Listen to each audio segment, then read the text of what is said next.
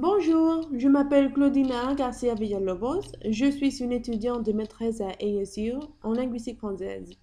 Pour mon projet final de la classe de français en Amérique du Nord, je choisis de faire ma recherche dans la région francophone d'Alberta au Canada. Vous pouvez regarder ici les drapeaux franco-albertains. Les couleurs représentent les communautés qui habitent dedans. Le bleu, les Albertains, et le blanc, les francophones. La fleur de lys représente bien sûr la francophonie et l'églantine, la petite fleur rouge, représente les Albertains.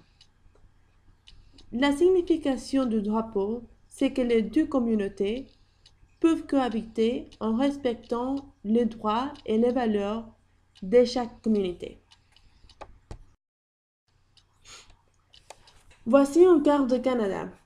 On a étudié pendant le semestre que les populations francophones les plus grandes se trouvent au Québec et au Nouveau-Brunswick. Bien qu'au Canada, il y a beaucoup de francophones dehors de ces deux, on n'a pas vraiment beaucoup d'informations sur eux. Dans la carte, le Québec et le Nouveau-Brunswick sont dans la partie est du Québec et Alberta est plutôt dans la région ouest. Alors, la région d'Alberta compte avec 3 610 810 habitants, desquels 68 525 sont franco-albertains. Alors, seulement les 1,8% de la population ont le français comme langue maternelle. Bien qu'ils soient minoritaires, la communauté franco-albertaine a des organismes et des programmes pour qu'ils puissent continuer à vivre dans leur langue. Pour la plupart, Alberta est une région où on parle l'anglais comme langue officielle, mais le français était la première langue européenne qui s'utilisait dans la région. Avant de la Confédération, Alberta a formé partie du commerce de fourrure avec la France et jusqu'à aujourd'hui, il reste des descendants français dans cette région. Voici une autre carte des communautés francophones d'aujourd'hui. Les plus importantes sont celles de Edmonton et Calgary. Ces deux villes sont les plus importantes de la région et aussi ils sont les plus grands.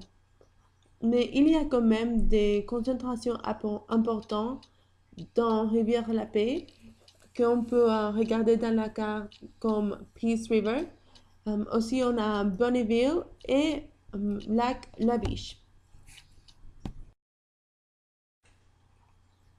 Voici une des premières écoles fondées par l'Église catholique. C'est la mission de Lac La Biche, qui maintenant est un site historique. C'était avec l'arrivée des colons que l'anglais s'est répandu dans la région. Ils ont installé des écoles en anglais et les seules écoles francophones qui restaient, c'étaient celles fondées par l'Église. Les francophones se trouvaient envahis par la langue anglaise et en 1892, l'anglais est déclaré la seule langue de l'enseignement.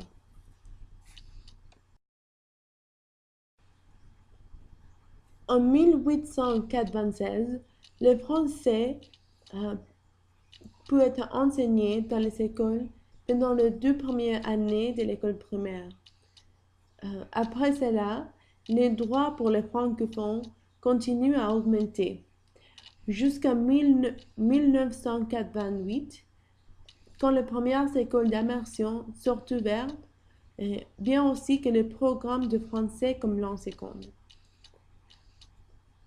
Bien que l'éducation peut être impartie en anglais ou en français, en 1988, l'État déclare l'anglais comme langue officielle. En 1999, l'Assemblée législative continue la tradition de célébrer les rendez-vous de la francophonie. D'après cette année-là, chaque mars, pendant une semaine, les 35 communautés lèvent le drapeau franco-albertain pour célébrer leur héritage francophone. Aussi, chaque communauté a des événements où les autres peuvent assister.